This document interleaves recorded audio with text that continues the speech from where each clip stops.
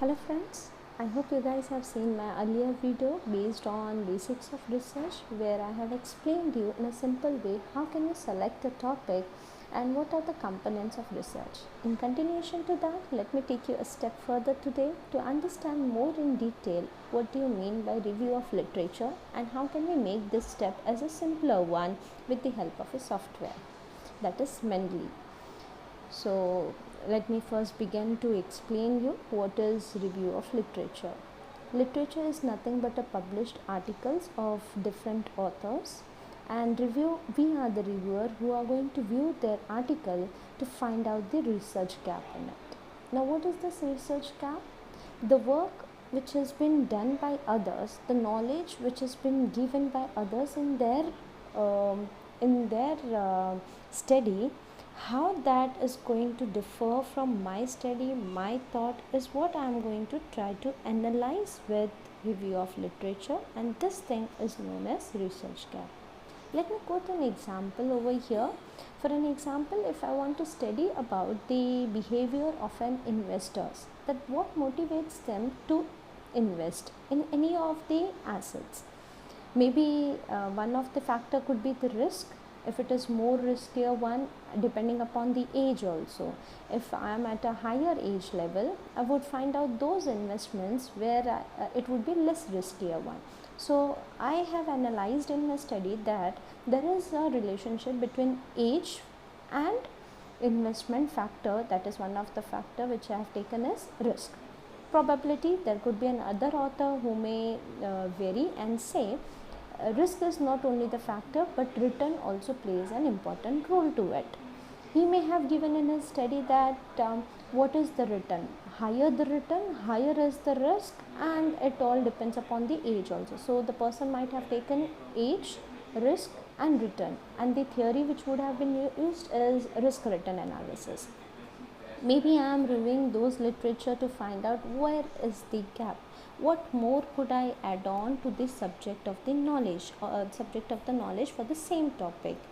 Probability, I could find out that there is something called as emotional discipline. Knowledge is equally important, but over and above to the knowledge, I think there is much more to it is emotional discipline. How emotionally the person is disciplined, that matters more than a knowledge. Even a wise person, more knowledgeable person, we have seen in the financial market going in a wrong way.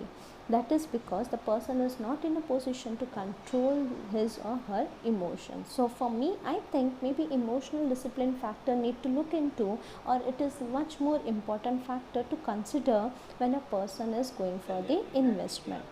So by through review of literature, I have analyzed that risk factor has been taken, return factor has been taken, and the relationship has been built upon by using test and other theories. What is left out, what I can add more to this discipline or the area is also an emotional discipline factor. Now this I have analyzed only after going through the studies of others. This is what is known as research gap. So basically we do the review of literature to find out this research gap of my topic related study. Let's move a step further and try to understand when it's a review of literature how we have to start with it. There are various search engines which will help us to find out the studies written by others. For example, Google Scholar, which is very famous and very easy operated search engine. You just have to type in your Google Scholar, and various articles are going to come based upon your topic. Definitely in the search engine you are going to write the name of the topic. Maybe it could be like investors behavior, so you are going to write about investors behavior in inverted comma, and you are going to get ample of articles. Then there are other search engines like National Digital Library of India. Even that is an open access through which you can find out the published articles written by different authors. It's not only the articles, you have to look into the journals, books and other references, newspapers, magazines, which you can use for your review of literature purpose. After search engine, now once I got an article, how am I going to review it? Where from I have to start? What all components of the research I have to look? First is the abstract, which will give me an entire summary that what was the purpose of the study, how the study has been taken about, whether it was through primary, secondary, what was the methodology that has been used, which test has been applied, everything I'll get an information, a gist of it by reading an abstract of any research scholar article. So I have to read the abstract of it. Second, I have to go through the methodology, objectives, problems, and lastly I have to see the findings. What were the findings of the study and how am I going to differ on the same topic?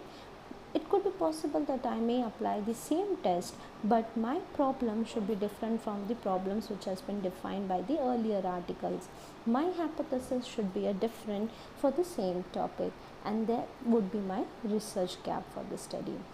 Now, after understanding that what are the components I have to see, search engine, which components I have to see, now which softwares are available which will make my work of review of literature damn easy. There are many softwares available, but I generally use Mendeley, and EndNote is also there, which you can make use of for review of literature purpose, and many more search engines as well as your softwares are available which will make your review work very easy. After this theoretical lecture on review of literature, I'll even be guiding you on how to use your Mendeley software practically, which will help your study to make it more easier one. At the end, for your review work, you have to give a reference and bibliography. Now let me make a difference very clear to you. What is reference and how it differ from the bibliography. References are written in the whatever you write in your text form, the material which you are taking it from other research work, that you are going to quote under references. But bibliography, under bibliography you are going to write about all other books and references which you have looked into but not written in text form in your article. So I can say reference is a part of a bibliography. Bibliography is more over and above to your references.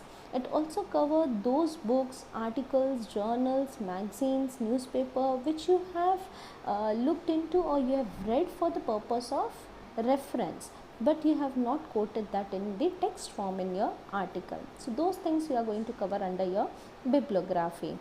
Now, why is it so important to write about reference and bibliography? Friends, who doesn't like to get a credit for the work which is done by me for the very first time? If I am inventing something, I would appreciate others to quote my name that I was an inventor.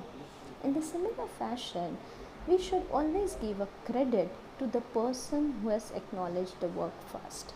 So it's very important that at the end of my study, under the reference and bibliography, I should present the person's name, the year in which the work was done, and everything. And different styles are there for that citation work.